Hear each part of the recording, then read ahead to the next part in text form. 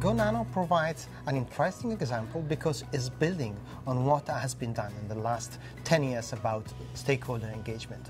And this is the most interesting aspect because it provides a structured approach to engagement and co-creation, building on a solid knowledge base. So I think there are a couple of elements that are innovative and interesting about this project. One of them is that we really worked hard to strike a balance between levels of knowledge from the science and research community and also their interests, their discourse, what are they working on, what do they find important and challenging, and then with what the citizens would be able to recognize and find relevant for them in their everyday life situations. So I think that's one of the things that this project did quite well. Another item that I think is really challenging but also really innovative and interesting about this project is that we try to combine face-to-face and online engagement in a continuous process. So not just one-off events, but that we really try to build a co-creative process with steps that build upon each other, and in that way reaching a result that goes through a number of iterative and validative steps. The innovative dimension of this project is that it tries to marry citizen engagement and stakeholder engagement. That is, as far as I know, something that has not been done before and could be potentially very worthwhile. I think there's one big or very deep pitfall, potential pitfall, and that it stays very vague and general. So I think it's very important to not just talk and discuss methodologies, but also aim at specific examples or cases where you can really show that you make a difference in understanding, in appreciation, in articulation on the side of the stakeholders. And that can come on top of or in addition to the more general framework that the project obviously also has to develop.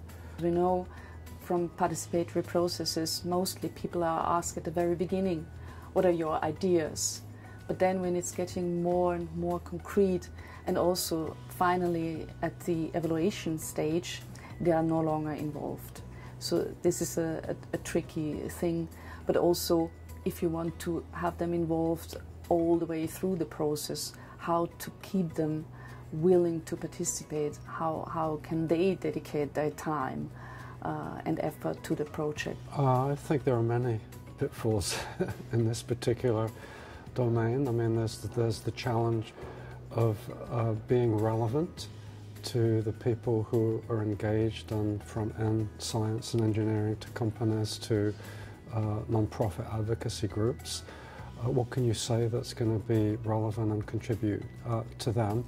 I think there's also the challenge of adding something new into the environment, and also the challenge of trying to distill good lessons from experiences that can serve as guidelines and signposts for future activity.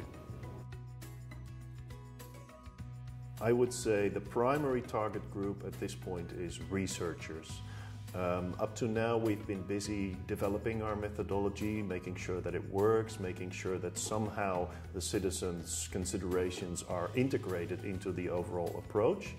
But if we fail to reach the research community, it will all be in vain. So what we need to focus on at this point is to make sure that we demonstrate the added value of what we're doing for the researchers in the laboratory and in their own work.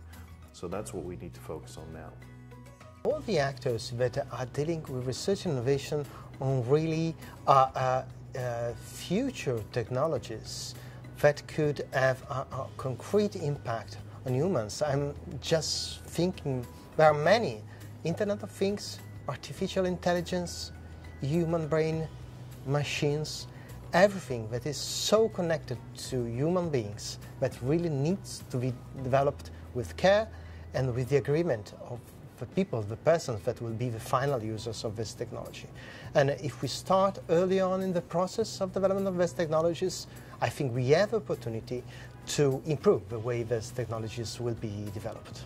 I think teachers, as multipliers, as adult citizens, should know about the project and about the approach, and also about these critical discussion you have around these products. I think there's more and more like societal discourse around social responsibility, socially responsible innovation by companies, and that this way of working co-creatively can be one of the ways in which you can address that challenge.